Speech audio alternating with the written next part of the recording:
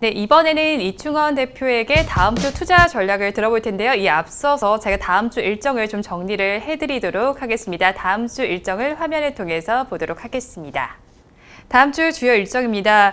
월요일인 8월 9일에는 HK 이노엔이 신규 상장을 합니다. 코스닥 시장에 상장하게 되는데요. HK 이노엔은 숙취해소 음료인 컨디션으로 유명한 바이오헬스 기업이라는 점 참고하시면 좋을 것 같습니다. 다음으로 넘어가서 화요일인 10일에는 크래프톤이 코스피 시장에 신규 상장을 하고요. 롯데렌탈 역시도 청약을 시작합니다. 렌터카 시장에서 점유율 1위를 기록하고 있고요. 3년 만에 롯데그룹에서 IPO에 나섰다는 점 한번 주목해 보시면 좋을 것 같습니다.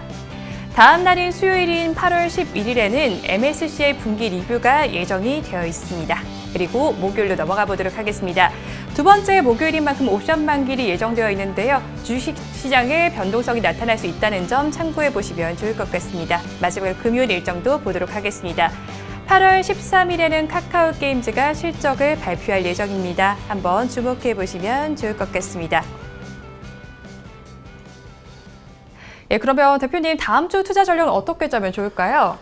지금 상황에서는 좀 공격적인 투자를 해야 된다라고 말씀드리기가 굉장히 힘든 상황입니다. 네. 일단은 오늘 굉장히 중요한 또 발표가 미국 증시에서 투자 지표가 이제 나오는데 미국 고용 보고서에 굉장히 주목을 해야 됩니다. 이 부분을 좀 주변에 많이 말씀을 드리고 있는데 지금 시장에서 걱정하는 게 결국은 테이퍼링인 거잖아요. 근데 테이퍼링이 예전에는 경제 지표가 좋게 나오면 시장에서 좋게 반응을 했는데 이제는 경제 지표가 좋게 안 나오면 긍정적으로 반응하는 경우가 나옵니다. 그 이유를 살펴보자면은 경제가 좋게 나오면 테이퍼링에 대한 속도가 빨라질 거라고 생각을 하는 거죠. 그래서 이제 어제 같은 경우에 예상치를 하회한 경제 지표가 나왔는데도 미국 증시가 어쨌든 상승을 했었던 이유가 좀 그쪽에 있지 않나라고 좀 보고 있는데 오늘 혹시나 미국 고용 보고서가 좋게 나온다라고 했을 때는 조금 더 쉬어가는 국면이 좀 나올 수도 있을 것 같다라고 말씀을 드리겠고 미국 민주당 상원 의원인 조맨친 의원에 따르면은 파월 의장한테 테이퍼링을 좀 촉구했다라는 얘기가 나오고 있습니다. 결국은 시장에서에 대한 이런 테이퍼링에 대한 의견은 그러니까 약간 알고는 있어요. 어차피 해야 되는 건 알고 있는데 막상 그게 닥치게 되면은 누군가가 이제 먼저 매도를 하는 순간 따라가는 이런 같이 좀 패닉셀까지는 아니지만 이런 매도가 나올 것 같다라고 좀 볼 수가 있을 것 같고 아까도 말씀을 드렸지만 자금 쏠림 현상이 심화가 되면서 지수 상승에 대한 체감을 하기가 힘들고 오히려 지수가 하락을 해도 그건 체감이 더 잘 되는 약간 굉장히 힘든 시장이 계속해서 되고 있다라고 보면 될 것 같고요.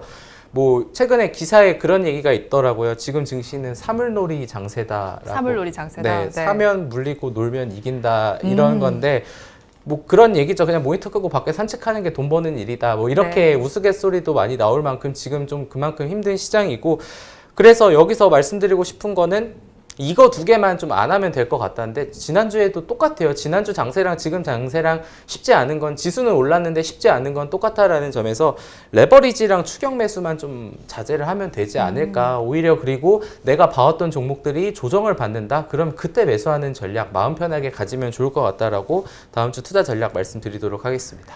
네, 레버리지방 추가 매수만 좀 자제하라라고 말씀을 해주셨는데요. 그러면 마지막으로 다음 주에 주목할 만한 탑픽은 어떻게 보고 계세요?